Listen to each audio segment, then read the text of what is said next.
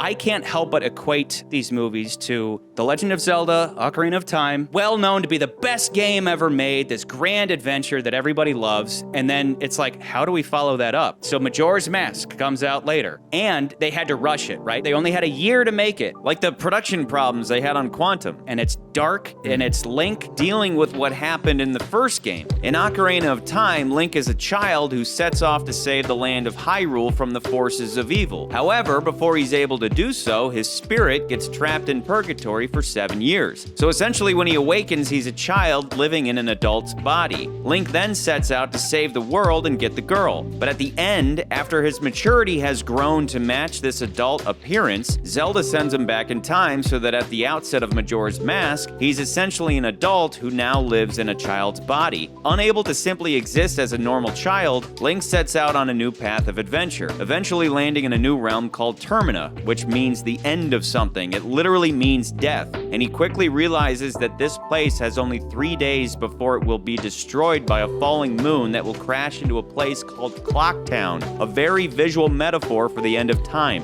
Who is looking to destroy time? A creature called a Skull Kid, the emphasis being on kid, a child of the forest that has been corrupted by an ancient evil mask that is facilitating a desire for an immortal childhood by allowing him to escape time. I don't want to grow up because I'm a forest kid. After all, time is frightening and relentless and cruel, time being the valuable resource that innocent children are yet unaware of, the thing that eventually forces them to grow up, and the very thing that haunts the minds of adults because we know ours to be finite, something Link is more than aware of despite his appearance. We see this everywhere in the game, as everybody Link comes across is haunted by their inevitable doom. Ocarina of Time is a pretty straightforward adventure story to save the world and get the girl, just like Casino Royale. Don't get me wrong, there's definitely tons of meaning in Ocarina of Time and Casino Royale alike, but instead of following up with the exact same thing, Majora's Mask is like an ancient poem about doom and gloom and the inevitability of death as seen through the eyes of a man trapped in what would otherwise be the innocent appearance of a child. Death clouds Link's mind and the lives of all the people of Termina, just like Bond reeling after the death of Vesper. Where Casino Royale was triumphant, Quantum of Solace is dark and depressing and oftentimes more meaningful. And I can't help but equate these two. The big hit,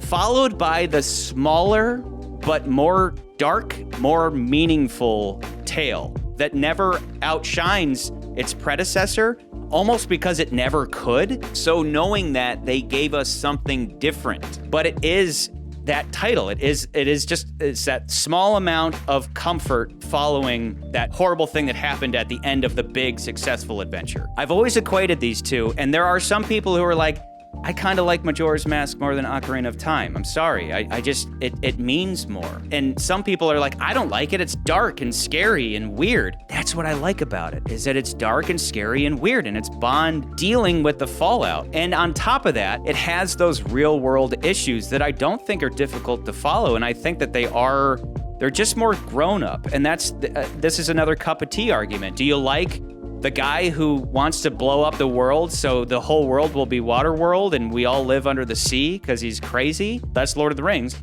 Versus the more Game of Thrones style real world, because again, it's not good versus evil. It's good and bad versus evil. I went hardcore on this last episode where Bond isn't a good guy so much as he's a bad guy who works for good in order to defeat evil. Now you see, the world is full of temptations. Temptations? Yep, temptations. They're the wrong things that seem right at the time. But even though the right things may seem wrong sometimes, sometimes the wrong things may be right at the wrong time, or vice versa. Understand?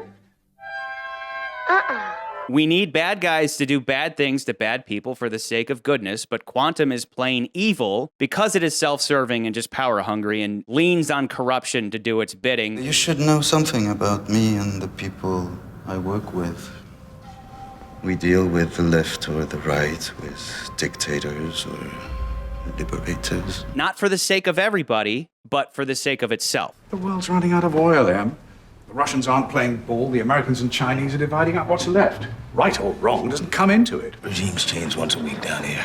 And then I'm only no dirtier than the next guy. Oh, you see, that's what I like about U.S. intelligence. You'll lie down with anybody.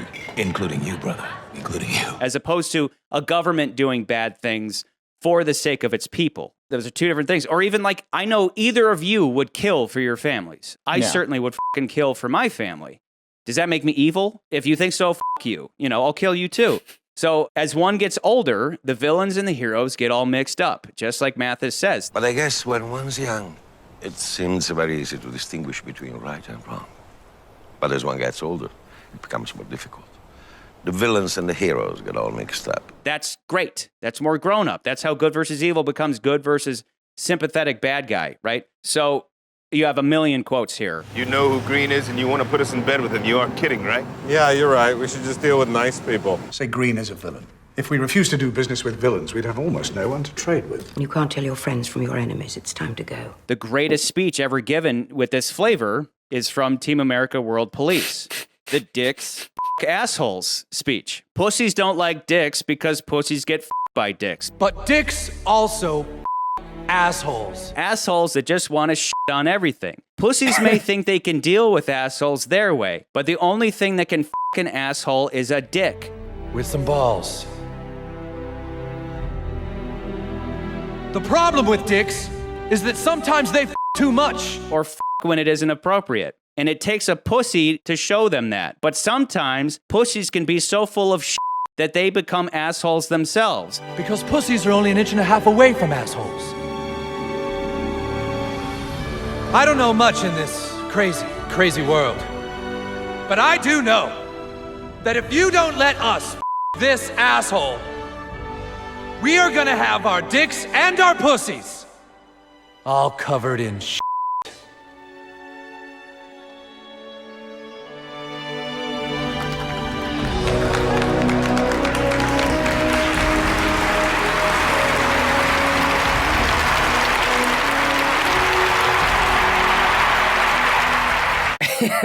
That may sound disgusting, but that is the most profound, that is like the most perfect speech ever made regarding good, bad, and evil. Because you need good and bad to work together to defeat evil. That's what Spectre is. That's what Quantum is evil. That is just corruption. As opposed to the Americans, they're being bad. The Brits, they're being bad.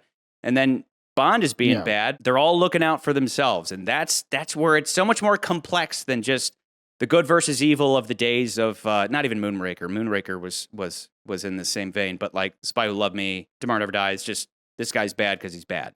So, yeah. That speech is, God damn it, that speech is so good. But so good. Easy, easy. Whoa, you gotta calm down there, Chuck. I hurt people. I'm a dick. Well, being a dick ain't so bad. See, there's 3 kinds of people. Dicks, pussies, and assholes. Pussies think everyone can get along, and dicks just want to fuck all the time without thinking it through. But then you got your assholes, Chuck. And all the assholes want us to shit all over everything. So pussies may get mad at dicks once in a while because pussies get f***ed by dicks. But dicks also f*** assholes, Chuck. And if they didn't f*** the assholes, you know what you'd get? You'd get your dick and your pussy all covered in shit. That's all reflected in that moment where Green is sitting down with the general and lays out that incredible threat. If the current president had been more agreeable, I wouldn't be talking to you. So, if you decide not to sign, you will wake up with your balls in your mouth and your willing replacement standing over you. You doubt that, then shoot me, take that money, and have a good night's sleep.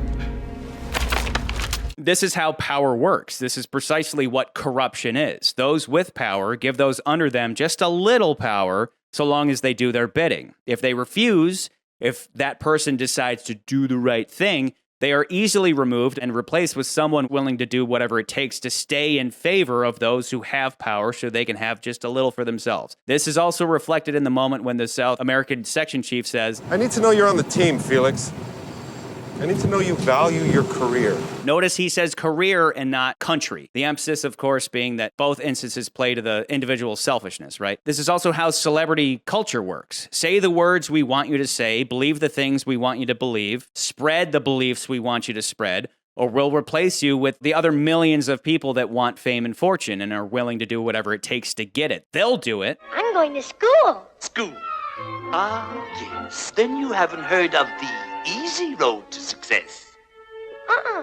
No? I'm speaking, my boy, of the theater. Fame. Fame? As actors, it is our responsibility to read the newspapers and then say what we read on television like it's our own opinion. Matt Damon. So this is what people mean when they say they've sold their soul or made a deal with the devil, because the devil is that, you know, if you give a mouse a cookie monster, always an ulterior motive, always demanding more and more. Oh, I get it. I'm supposed to get in your car and let you put your finger inside me. Then if I go down on you, I get a movie part. No, I just want to show you something. Yeah, I'll bet you do. And the shameless give in because they naturally rationalize their selfish decision by the thought, well, if I don't do it, somebody else will. That's exactly what Medrano does here. Sometimes pussies get so full of shit that they become assholes themselves. Such people are cowards. This is why we love Bond, though, because he cannot be bought or bargained with. He's that classic Western force that comes across deeply rooted corruption and single-handedly cuts it out. It's what we all wish we could do in a world that just seems so corrupt. Everything seems so corrupt. There's $2 million in that suitcase. I'll split it with you. But I don't need £1 million. Stupido. I did think of asking you to join my little scheme. I'm not for hire. You earned it. You keep it, old buddy. But Spectre has so many tentacles that no matter how many he destroys, they always return. This, of course, reflects the eternal battle of good versus evil, the duality of man as well, and then the dicks fucking the assholes, so the dicks and the pussies don't get covered in shit. That's why I like this movie, McCurdy. You just gotta put up with me. So